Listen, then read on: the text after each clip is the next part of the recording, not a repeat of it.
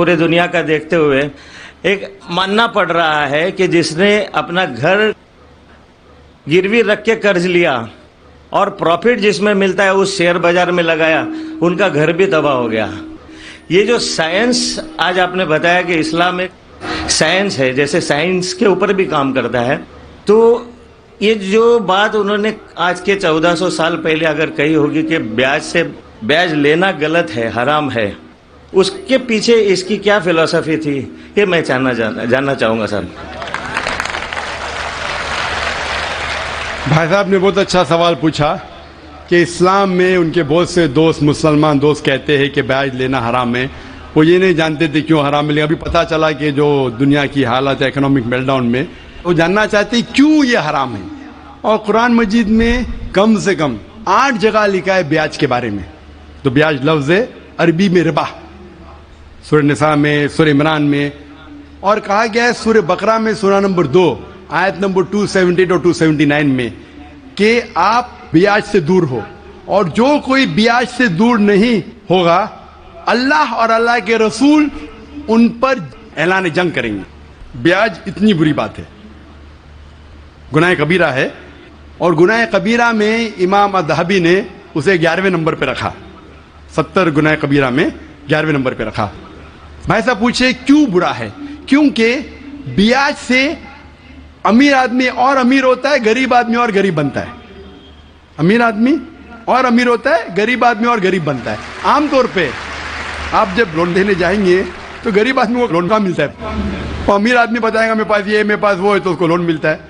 तो अमीर और अमीर बनता है, गरीब और गरीब बनता है। इसीलिए कुरान में सूरह अल हशर में सूरह नंबर 59 आयत नंबर 7 में अल्लाह फरमाते कि ज़कात दो ताकि दौलत इंसानों के बीच घूमे, सिर्फ अमीरों में नहीं रहे। और ब्याज से क्या होता है? इन इस्लामिक फिलॉसफी हम कहते हैं प्रॉफिट एंड लॉस शेयरिंग, मुनाफा और नुकसान को हम बांटेंगे। मुनाफा और नुकसान बांटने से पूरी इकोनॉमी तरक्की करती है। और ब्याज से आप बैंक में ब्याज लेते हैं, मुनाफा या नुकसान 8%, 10%, 12% आपको देना ही देना, नुकसान या मुनाफा। लेकिन तो आप देखते शेयरिंग ऑफ द रिस्पॉन्सिबिलिटी, अगर नुकसान हुआ तो हम नुकसान शेयर करेंगे, प्रॉफिट हुआ प्रॉफिट शेयर करेंगे। ब्याज में क्या होता है? मिसाल के तौर पे बैंक में, मैं एक लंबी तकरीर दे चुका हूं इस पे, अभी वक्त नहीं है, सिर्फ ये बोलूंगा कि ब्याज में क्या होता है। मिसाल के तौर पे बैंक ए के पास सपोज 100 रुपया है, वो बैंक बी को 10 रुपया रख के 90 रुपया देती है बैंक बी को। बैंक बी उसमें से 9 रुपया रखता है, बाकी का 90% देता है बैंक सी को। बैंक सी 10% रखती, 90% देती डी को, डी देता ई को। तो लोग कहते हैं मार्केट में हजारों रुपये है कितने? 100 रुपया। तो आज की तहकीक कहते हैं मार्केट में फ्लोट हो रहा है $6 ट्रिलियन, है तो कुछ नहीं, बहुत कम फ्लोट हो रहा है $6 ट्रिलियन। एक जन बेचता है, सब लोग बेचने शुरू होते। लीमैन ब्रदर्स, कौन सोच सकता था कि लीमैन ब्रदर नंबर 1 बैठ जाएगा? उसके बाद सिटी ग्रुप, एक बेटा सब बेचते गए पूरी दुनिया में एक के बाद एक। तो क्योंकि it doesn't improve the society. Islamic पे के अंदर जांच पड़ताल होती, किसको लोन देना किसको नहीं देना, प्रॉफिट एंड लॉस शेयरिंग है। सन 1980 में बैंक फंड करती थी गैम्बलिंग डेन को, शराब खाने को, कॉमन हो गया। इसके बारे में अगर तकरीर मेरी सुनेंगे, interest free economy promulgated by the Quran, Riba किस तरीके से हराम है, उसके ऊपर तकरीर मैंने की है। अगर वो सुनेंगे उसमें और डिटेल में मैं तस्करा कर रहा हूं क्यों इंटरेस्ट हराम है। लेकिन इन शॉर्ट, वापिस से आज Japan, America sending emissaries Islamic bank के बारे में जानने के लिए। हमारी गवर्नमेंट के पास हम गए थे, मैं फाइनेंस मिनिस्टर चिदम्बरम जो फाइनेंस मिनिस्टर थे उनसे जिक्र किया था कि अब इस्लामिक बैंकिंग क्यों नहीं शुरू? इंशाल्लाह करेंगे, जब मेरी मुलाकात हुई थी जद्दा में। लेकिन आरबीआई परमिशन नहीं दे रही है क्योंकि उन्होंने तहकीक नहीं की। इंग्लैंड दे चुकी है, कई ममालिक दे चुके हैं। इंडिया भी अगर इस्लामिक बैंक को जिसमें प्रॉफिट एंड लॉस शेयरिंग है अगर उसकी इजाजत दी तो इंशाल्लाह इंडियन इकोनॉमी भी बढ़ेगी इंशाल्लाह। Hope the answers the question. Mic number 1 में कोई गैर मुस्लिम भाई है तो उनको मौका दीजिए। कृष्ण गोपाल सिंह, पत्रकार। मैं विद्वान श्री नाइक साहब से ये जानना चाहूँगा कि आज के आतंकवाद पर इस्लाम का क्या नजरिया है?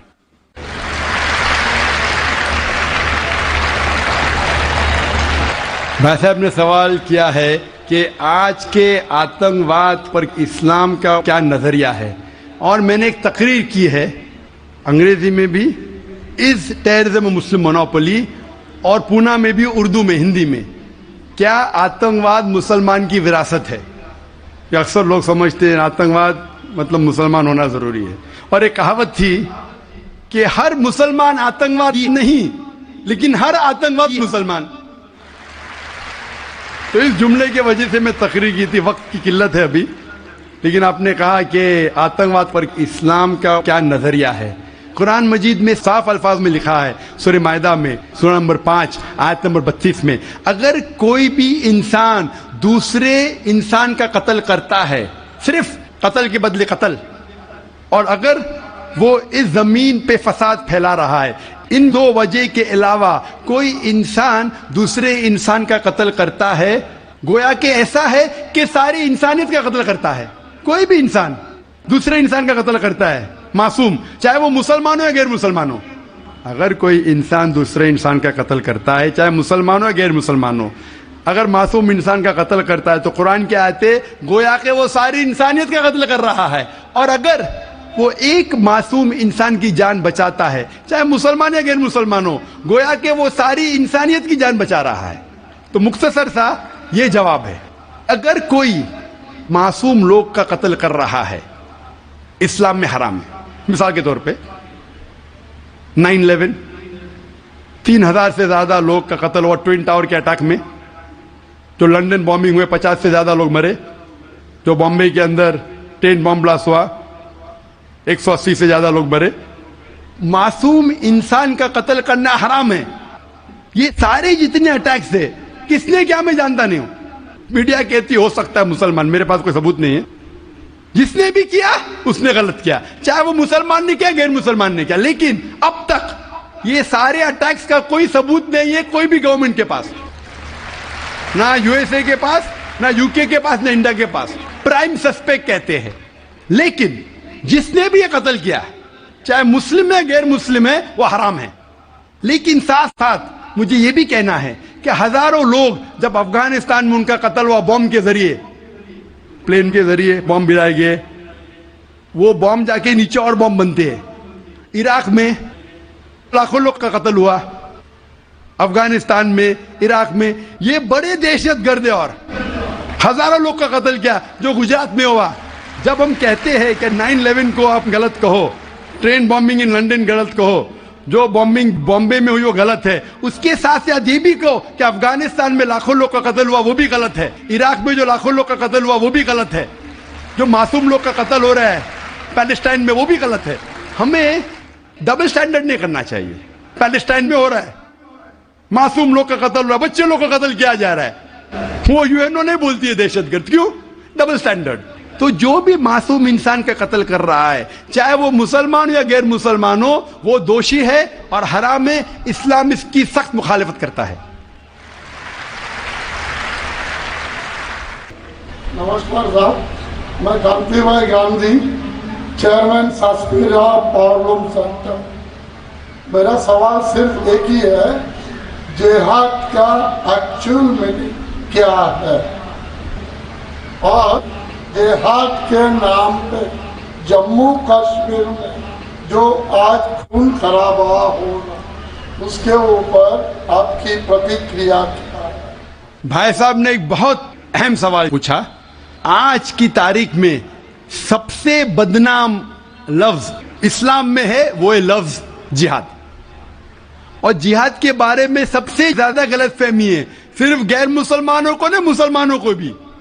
اکثر لوگ سمجھتے ہیں کہ جہاد کی معنی کوئی بھی مسلمان اگر جھگڑا کر رہا ہے، لڑائی کر رہا ہے، چاہے ذاتی فائدے کے لیے ہو، چاہے اپنے نام کے لیے ہو، چاہے زمین کے لیے ہو، چاہے پیسہ کے لیے ہو، وہ ہے جہاد.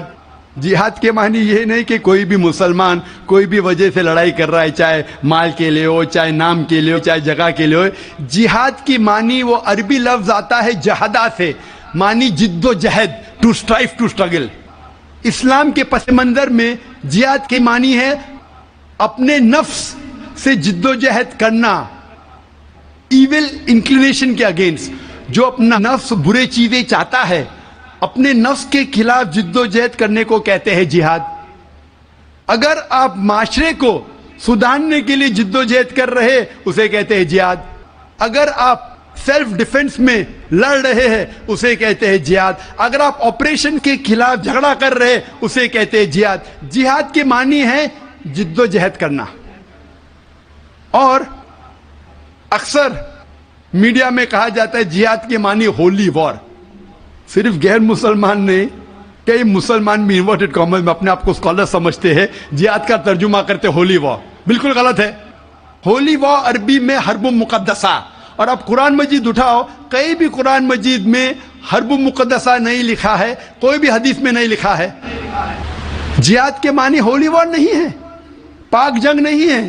یہ لفظ ہولی وار سب سے پہلے استعمال کیا گیا تھا کرسچین کروسیڈرز کے لیے. جب کرسچین کروسیڈرز کرسچینٹی کے نام پہ ہزاروں لوگ کا قتل کیے اسے کہتے تھے ہولی وار. آج وہ استعمال ہو رہا ہے مسلمان کے لیے. جہاد ڈزنٹ مین ہولی وار. آپ نے کہا کہ کشمیر میں جو ہو رہا ہے مارنا لڑنا جھگڑنا کیا جہاد ہے؟ اگر وہ جدوجہد کر رہے ہیں قرآن و حدیث کے مطابق اپنے نفس کے خلاف, جو غلط چیز ہے اس کے خلاف, معاشرے کو سدھارنے کے لیے, تو وہ صحیح جہاد ہے. اور جہاد دو قسم کے ہوتے ہیں. ایک ہوتا ہے جہاد فی سبیل اللہ, اللہ کے راہ میں جہاد جو قرآن و حدیث کے مطابق ہے. دوسرا جہاد ہے جہاد فی سبیل شیطان, تو شیطان کے راہ میں جہاد کرنا. جدوجہد کر رہے معاشرے کو بگاڑنے کے لیے اسے کہتے ہیں جہاد فی سبیل شیطان. ہر مسلمان کو کرنا چاہیے جہاد فی سبیل اللہ, جدوجہد قرآن اور صحیح حدیث کے مطابق. کشمیر میں کیا ہو رہا ہے, میں نے کوئی انٹرویو لیا نہیں ان کا, جو میں پریس میں سنتا ہوں, میں اس کی تحقیق نہیں کیا ہوں. قرآن میں لکھا ہے سورہ حجرات میں سورہ نمبر 49 آیت نمبر 6 میں, جب بھی کوئی معلومات آپ تک پہنچتی ہے اس کی تحقیق کرو تیسرے کو پہنچانے کے پہلے. میں تحقیق نہیں کیا ہوں اس لیے کہہ نہیں سکتا ہوں کون سا جہاد ہے. لیکن یہ جو لڑنے جھگڑنے کی بات ہو رہی ہے, جو لوگ اکثر مسلمان کو دوشی ٹھہراتے ہیں, میں آپ سے پوچھنا چاہتا ہوں کہ آپ نے مہابھارت پڑھی؟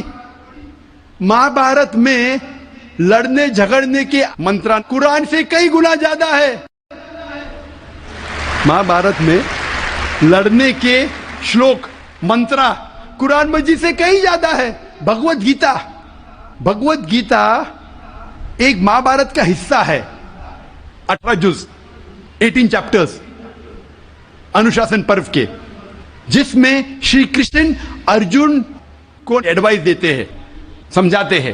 جب ہم پڑھتے ہیں Bhagavad Gita chapter number 1 mantra number 43 سے 46 تک کے, ارجن کہتا ہے, اپنے جو ہتھیار ہے زمین پہ رکھ کے ارجن کہتا ہے کہ میں اس میدان جنگ میں نہتا مرنے کو پسند کروں گا بنسبت اپنے رشتہ داروں سے لڑوں اور جھگڑا کروں.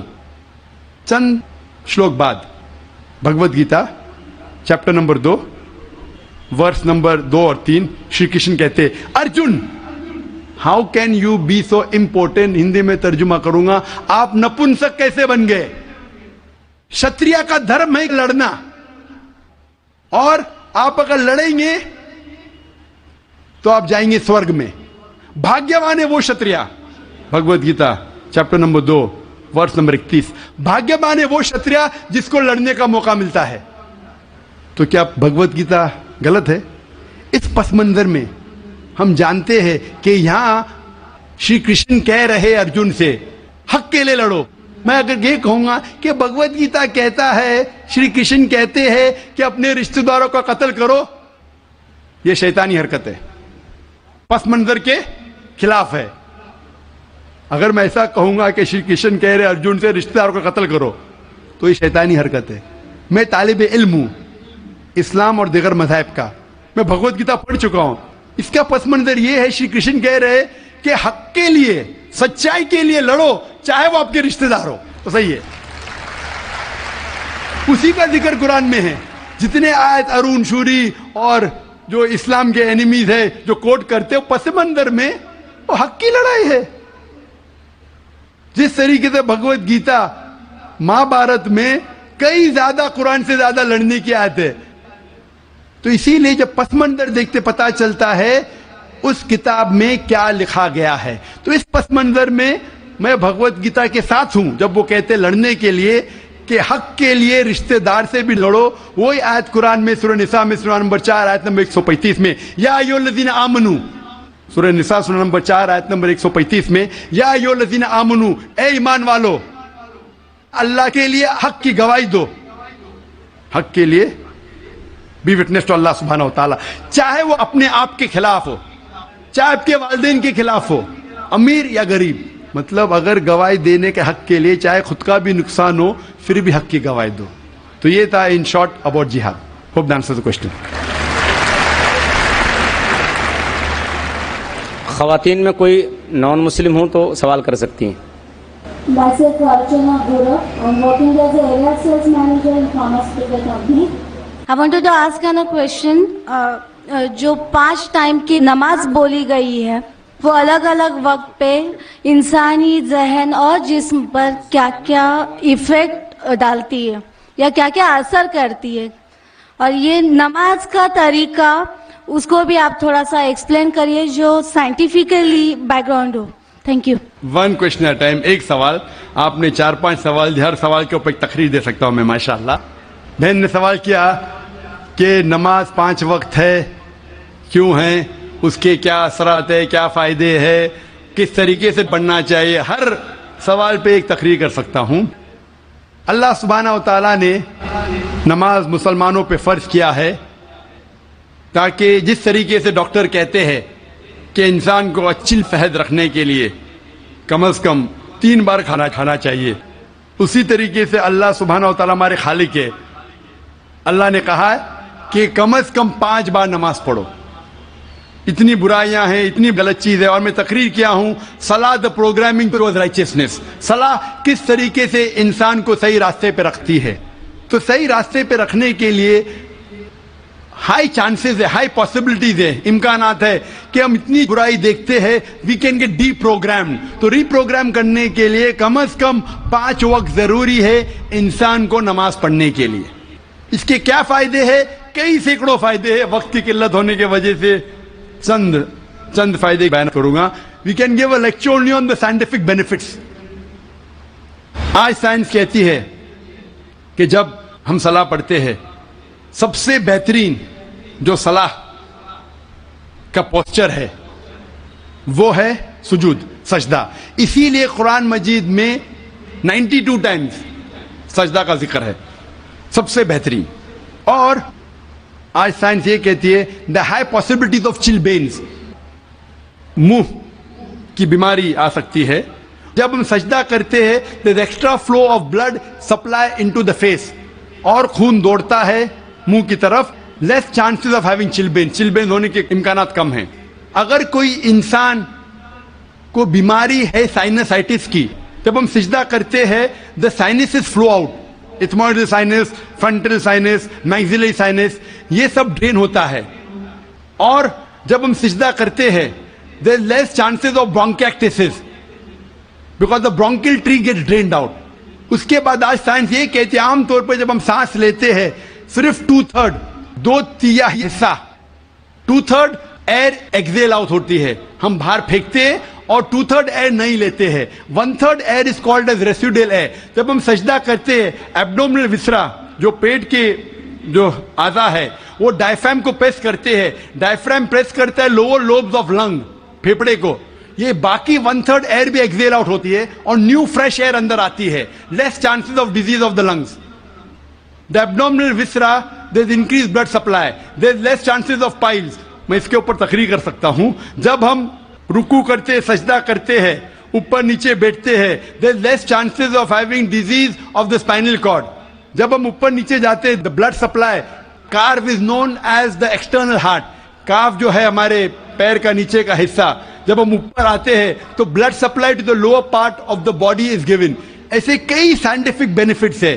اور جاننے کے لیے آپ میری تقریر سنیے صلاح دا پروگرامنگ ٹو رائچسنس. لیکن ہم مسلمان یہ سائنٹیفک بینیفٹ کے لیے نہیں پڑھتے. اللہ اور اللہ کے رسول نے کہا نماز پڑھو, ہم پڑھتے ہیں. یہ سائنٹیفک بینیفٹ سائڈ ڈشز ہے جو غیر مسلمان کو شاید متاثر کرے. ہماری بریانی مین کورس میل ہے اللہ کو راضی کرنے کے لیے, اللہ کا شکریہ ادا کرنے کے لیے, اللہ سے ہدایت پانے کے لیے. ون میں جی بھائی صاحب. Brother, my name is Stanish Gill. I am a businessman, and I should say that it's a privilege and honor to stand in front of you and talk to you. Brother, I am a Christian believer. Now, with my limited understanding, what I understand is there are major similarities between both of the religion, but at the very same time, there are some differences. Like in Islam, Jesus Christ is not given the same kind of importance what we give, like he has been treated as normal prophet. This is my limited understanding. What I wanted to understand, the major difference is we give more importance to Jesus Christ after God. We believe in God, Father, Son and the Holy Spirit. Now we believe in Jesus, we give him more importance than other prophet, and we give importance to Holy Spirit. Now in Jesus Christ, we all know that Jesus Christ was born miraculously. And if I have to take what I have heard from you in your TVs here, like his entry and exit was miraculous. He did so many miracles when he was there, and he will be back in the judgment day. So why in Islam he has not been given the same importance and Holy Spirit is not given importance? بھائی صاحب کا سوال ہے کہ اسلام اور عیسائیت میں کئی یکسانیت ہے لیکن اختلاف بھی ہے. ایک اختلاف یہ ہے کہ ہم عیسیٰ علیہ السلام کو اور ترجیح دیتے مسلمان سے زیادہ, اور ہم مانتے خدا کا بیٹا ہے اور خدا بھی ہے, مانتے ٹرینٹی میں, لیکن مسلمان اسے عام پیغمبر مانتے ہیں. اور قرآن میں جب کہا گیا ہے کہ انہوں نے کئی چمتکار کیے, کئی معجزہ کیے, معجزہ کے ذریعے پیدا ہوئے, مردوں میں جان ڈالی, تو انہیں عام پیغمبر کیوں مانتے ہیں؟ سوال کا جواب دینے کے پہلے میں یہ کہنا چاہتا ہوں کہ اسلام ایک واحد غیر عیسائی مذہب ہے جس کے ماننے والوں کو فرض ہے کہ عیسیٰ علیہ السلام میں مانو. اگر کوئی مسلمان عیسیٰ علیہ السلام کو نہیں مانتا تو مسلمان ہو ہی نہیں سکتا. ہر مسلمان کے لیے فرض ہے کہ وہ عیسیٰ علیہ السلام میں مانے. ہم یہ مانتے ہیں کہ وہ اللہ سبحانہ و تعالیٰ کے بھیجے ہوئے ایک عظیم پیغمبر تھے. عام پیغمبر نے, حدیث میں ذکر آتا ہے کہ 5 عظیم پیغمبر ہیں, ان میں سے ایک عیسیٰ علیہ السلام. عام پیغمبر نہیں. عیسیٰ علیہ السلام اللہ سبحانہ و تعالیٰ کے بھیجے ہوئے ایک عظیم پیغمبر تھے, اور ہم مانتے ہیں کہ عیسیٰ علیہ السلام مسیح تھے, ٹرانسلیٹڈ کرائسٹ. ہم یہ مانتے ہیں کہ وہ چمتکار کے ذریعے, معجزہ کے ذریعے, وداؤٹ اینی میل انٹرونشن پیدا ہوئے, بنا باپ کے پیدا ہوئے. ہم یہ مانتے ہیں کہ عیسیٰ علیہ السلام نے مردوں میں جان ڈالی اللہ کی مدد سے. ہم یہ مانتے ہیں کہ عیسیٰ علیہ السلام نے اندھوں کو روشنی دی, اور جو لوگ کو کوڑ تھا انہیں صحیح کیا اللہ کی مدد سے. مسلم اور عیسائی ایک ساتھ جا رہے, بھائی صاحب نے صحیح کہا. جب ایک ساتھ جا رہے ہیں تو اختلاف کیوں؟ سب سے اہم اختلاف یہ ہے کہ کئی عیسائی یہ سمجھتے ہیں کہ عیسیٰ علیہ السلام خدا ہے یا خدا کا بیٹا ہے, جو ہم مسلمان اسے ہرگز نہیں مانتے. جب کہتے ہیں God, son of God, they believe in Trinity, خدا کو, خدا کا بیٹا کو, ہولی اسپرٹ کو, لیکن یہ مانتے کہ عیسیٰ علیہ السلام خدا ہے. یہ ایک اہم اختلاف ہے. چھوٹے اختلاف اور ہے, سب سے اہم اختلاف ہے کہ عیسیٰ علیہ السلام خدا کا بیٹا ہے. جب آپ بائبل پڑھیں گے, میں طالب علم ہوں ذکر مذہب کا, میں بائبل پڑھ چکا ہوں, بائبل میں ایک بھی ورس نہیں ہے جس میں صاف طور پر بنا کوئی شک, بنا کوئی شبہ لکھا ہوا ہے جہاں عیسیٰ علیہ السلام خود کہتے ہیں کہ میں خدا ہوں یا آپ میری عبادت کرو. اگر آپ کوئی بھی بائبل میں سے ایک ورس دکھا سکے مجھے جہاں عیسیٰ علیہ السلام خود کہتے ہیں کہ میں خدا ہوں بنا کوئی شک کے, بنا کوئی شبہ کے, اور کہتے ہیں کہ میری عبادت کرو, میں کرسچن بننے کو تیار ہوں آج ہی. میں باقی مسلمانوں کے طرف سے بات نہیں کر رہا ہوں, وہ اسلام اور دیگر مذاہب کے طالب علم نہیں ہیں. میں اپنے آپ کو, اپنے سر کو قربان کرنے کو تیار ہوں. اگر آپ کوئی بھی بائبل میں سے ایک ورس دکھائیں مجھے بنا شک کے, بنا شبہ کے, جہاں عیسیٰ علیہ السلام خود کہتے ہیں کہ میں خدا ہوں یا میری عبادت کرو, میں عیسائی بننے کو تیار ہوں. جب آپ بائبل کا مطالعہ کرتے میں پتا چلتا ہے کہ عیسیٰ علیہ السلام خود کہہ رہے ہیں گاسپل آف جان میں چیپٹر نمبر 14 वर्ष नंबर 28 में ईसा अलैहिस्सलाम खुद कहते हैं, मैं father is greater then I, मेरे वालिद, मेरे खुदा मेरे से ज्यादा अजीम है। Gospel of John chapter number 10 वर्ष number 29, my father is greater than all, खुदा सबसे ज्यादा अजीम है। Gospel of Matthew chapter number 12 chapter number 12 वर्ष number 28, I cast out devils with the spirit of God, मैं शैतानों को भगाता हूं अल्लाह की मदद से। Gospel of Luke chapter number 11 वर्ष number 20, I cast out devils with the finger of God, मैं अल्लाह की मदद से शैतानों को भगाता हूं। Gospel of John chapter number 5 वर्ष number 30, I can of my own self do nothing, as I here I जज and my judgement is just, for I seek not my will but the will of my father. I can of my own self do nothing, मैं अपने आप कुछ नहीं कर सकता हूं। As I here I जज, जिस तरीके से मैं सुनता हूं उस तरीके से फैसला करता हूं। एज आई हियर आई जज and my judgement is just, for I seek not my will but the will of my father, क्योंकि मैं अपने आप से कुछ नहीं कहता हूं, जो खुदा चाहते वही करता हूं। अगर कोई भी इंसान ये कहता है कि जो खुदा चाहते मैं करता हूं, उसे अरबी में कहते हैं मुस्लिम। ईसा अलैहिस्सलाम मुस्लिम थे, उन्होंने कहीं भी नहीं कहा कि वो ईसाई थे। अब पूरे बाइबल में वर्ड क्रिश्चियनिटी बाइबल में है ही नहीं, पूरे बाइबल की आप छान करो, word Christianity not there in the Bible. एक वर्ड है Christian in the book of acts, वो लकब दिया गया था ईसा अलैहिस्सलाम के मानने वालों को, क्रिश्चियन लकब। आप आगे पढ़ते लिखा है गॉस्पेल ऑफ जॉन में चैप्टर नंबर 14 में वर्ष नंबर 24 में, the words that you here are not mine but my father who has sent me, जो आप अल्फाज सुन रहे ईसा अलैहिस्सलाम कहते हैं वो मेरे नहीं है, वो खुदा के हैं। Gospel of John chapter number 17 वर्ष नंबर 3 में, this is life eternal so that you may no there is one God and Jesus Christ हुम thou hast sent, you may no this is life eternal. और अब ये जान लो खुदा एक है, और ईसा अलैहिस्सलाम को उस खुदा ने भेजा। और साफ अल्फाज में लिखा है बुक ऑफ एक्ट्स में चैप्टर नंबर 2 वर्स नंबर 22 में, ye men of Israel listen to this, Jesus of Nazareth, a man approved of God amongst you by wonders and miracles which God did by men, you are witness to it। ऐ इज़राइलो सुनो, Jesus of Nazareth, Jesus जो नसारा के थे, a man approved of God, एक इंसान है जिसको खुदा ने चुना आपके बीच, amongst you by wonders and miracles, और उसके जरिए चमत्कार दिखाए, मौजज़ा दिखाए, wonders and miracles which God did by him, और खुदा ने उनके जरिए किए। तो ये साफ बाइबल कह रहा है कि ईसा अलैहिस्सलाम एक इंसान थे, आम नहीं थे लेकिन पैगंबर थे, लेकिन खुदा नहीं थे, और जितने भी चमत्कार मौजज़ा किए वो खुदा ने उनके जरिए किए। अब ये समझ सकते कि ये ईसाई लोग की गलत फहमी है कि उनके फादर, उनके प्रीस्ट उनको कहते हैं कि ईसा अलैहिस्सलाम खुदा है। बाइबल में एक भी वर्स नहीं है जहां कहा गया है बिना कोई शक, बिना कोई शुबा, ईसा अलैहिस्सलाम खुद कहते हैं कि मैं खुदा हूं। जब ईसा अलैहिस्सलाम नहीं कहते तो आप क्यों कहना चाहते? इसीलिए हम मुसलमान ईसा अलैहिस्सलाम की और इज्जत करते हैं। अगर आप ईसा अलैहिस्सलाम का कहना नहीं मानते तो मेरे हिसाब से आप ईसा अलैहिस्सलाम की इज्जत नहीं करते।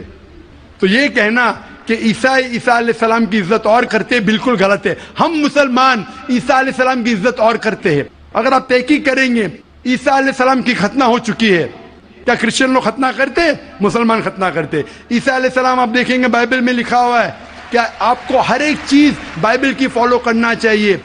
लिखा है बाइबल में in the book of Leviticus chapter number 11 verse number 7 to 8, क्या आप सूअर का गोश्त मत खाओ, खीर का गोश्त मत खाओ। Book of ड्यूटोनॉमी chapter number 14 verse number 8, book of आइज़ाया chapter 65 verse number 2 to 5। हम सूअर का गोश्त नहीं खाते, आप लोग खाते। हिजाब करना है लिखा है बाइबल में 1 Timothy chapter number 2 verse number 9, first book of Corinthians chapter number 11 verse number 5-6। हम हिजाब करते, आप नहीं करते। तो इसीलिए ईसाई का मतलब ये अगर है कि ईसा अलैहिस्सलाम का कहना मानना, तो हम मुसलमान ईसाई से ज्यादा ईसाई है। अगर ईसाई का मानना यही का ईसा अलैहिस्सलाम को खुदा मानना, तो हम ईसाई नहीं है। लेकिन ईसाई के मानी ये है कि ईसा अलैहिस्सलाम का कहना मानना, तो हम मुसलमान ईसाई से ज्यादा ईसाई है। और मैं आपको दावत देता हूं कि आप भी और अच्छे ईसाई बनो और इस्लाम को कबूल करो और ईसा अलैहिस्सलाम की और इज्जत करो। Hope that answers the question. एक सवाल की गुंजाइश है। मैं सिख भाई से कहना चाहता हूं कि आप अपना सवाल मुख्तसर तौर पर और शॉर्ट में करें। मैं कहूँगा मेरा ये सवाल ये है کہ ہمارے سکھ دھرم اور ہندو دھرم میں جانور کا گوشت کھانا سخت منع ہے. گرو نانک صاحب نے ایک دم سخت منائی دی ہے. لیکن میں یہ جاننا چاہتا ہوں کہ آپ کے قرآن میں بھی اس طرح کہا گیا ہے کہ آپ جانور کا گوشت کھا سکتے ہیں؟ بھائی صاحب وقت ختم ہونے کی وجہ سے ہمیں لحاظ رکھنا چاہیے جو یہ رول ہے دیش کا. قرآن مجید میں کئی آیتیں سورہ نحل سورہ نمبر 16 میں, سورہ مائدہ سورہ نمبر 5 آیت نمبر 1 میں جہاں لکھا گیا ہے کہ وہ جانور جو حلال ہے, جو چوپائے ہے, مثال کے طور پہ بھیڑ, بکری, گائے, اس کا گوشت کھا سکتے ہیں. جو ممانعت ہے وہ سور کا گوشت. اس کے علاوہ جو بھی ہربیورس اینیمل ہے, جو گھاس پھوس کھاتے ہیں, وہ جانور کو اگر برابر سے ذبح کیا گیا ہے اس کو آپ کھا سکتے. اور معلومات کے لیے آپ میرا ڈیبیٹ دیکھیے, is non veg food permitted or prohibited for the human being. وآخر دعوانا الحمدللہ رب العالمین. Hi viewers, thank you for watching. Please like and subscribe my channel, please.